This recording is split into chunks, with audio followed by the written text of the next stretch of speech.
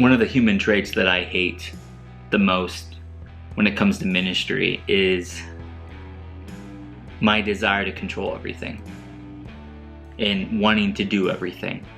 Many times my capacity or my what I think I'm capable of doing limits the reach of my ministry. If there's anything you can learn from large organizations, is those organizations have figured out how to empower other people. And our jobs, if you're on staff at a church specifically, is to empower everybody part of the church to get involved. And the more you limit what people can do, the more you think, oh, they can't do that, they can't, I have to have a manual for this and I have to control it, the more you have become the bottleneck. You are the reason why the thing isn't growing, because you're trying to micromanage everything.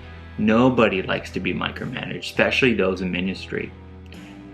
And I believe this is actually one of the barriers when it comes to online small groups, is people want to control the entire process because it's a newer type of group format that people are unfamiliar with, and so they want to replicate and control everything, and they're not sure how a group can meet online, and so they have all these processes, and then they're shocked when people don't go through that process. And at the end of the day, what you want with online groups is you just want your groups to meet. You want people to gather online in some way and do life with each other.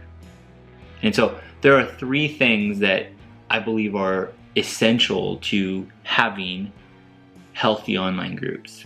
Now, to have great online groups, you need to do everything that is important with typical small groups, but these 3 things are kind of added bonuses with online groups. And I get asked this a lot because we have a lot of online groups. I'm gonna be honest, we have a lot of online groups not because of stuff I've done, but it's because of our church and our leadership and our strategy. Some of the things I'm about to share are just some tips to kind of help you, give you perspective, because I believe online groups are a great resource to reach people in this current age digitally. It's a great crawl step to get people into physical small groups. And so number 1, the first thing you got to figure out is, how are you going to get digital small group material to people?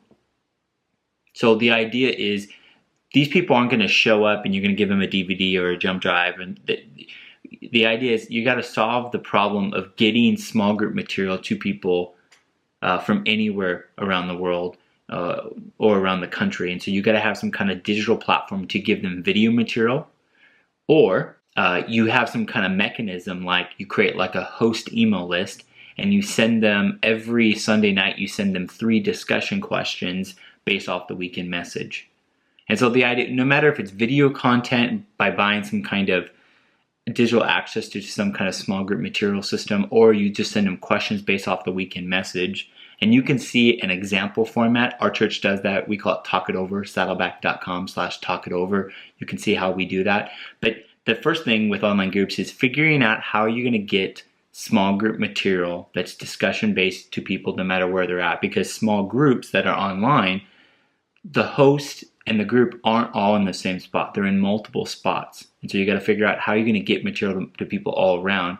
And the first step is having some kind of digital way to get small group material. The second one is picking a platform for people to meet. I have found something that limits a lot of online groups is being particular by saying, I want all my online groups to meet this way. And platforms are like languages. People are very specific and opinionated. It's like I remember I did this years ago when we started an online campus in Spanish. And I realized very quickly how people are opinionated about the way you translate Spanish. And there's a neutral Spanish, and there's a difference between Spanish and Argentina to all around. And so people are opinionated. Technology is that today. People are opinionated between a Mac or a Microsoft, or an iPhone to an Android. The same thing's true with video conferencing software. And don't get in the business of saying this is the only way you can meet. Just say, I want you guys to meet. And don't care how they meet. At the end of the day, you want people to talk about some things regularly. And so that can be in all sorts of ways. And we go one step further, where we allow groups to start text-based. They can meet on an iMessenger conversation or the WhatsApp, or they can meet over Slack.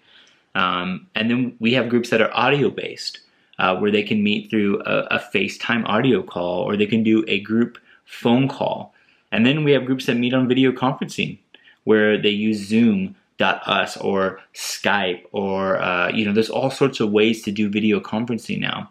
And so don't get worried about how people meet. Just tell them, hey, I want you to meet regularly online. I want you to talk about these things that the curriculum's going to go through. And then you can recommend one primary, hey, if you don't know how to meet, here is a platform we recommend. And I recommend Zoom.us. And what I did was I sat down and I recorded a screen capture of a 5-minute tutorial of how to use Zoom as an online group. And so instead of having to shoot like 15 for every software, I just picked one. And then if somebody wants to use something else, that's great. I don't care. I just want you to meet. I say, I want you to get together and meet. Pick the platform. Here's a couple ideas. Go wild. Just meet with your friends, however your friends want to meet.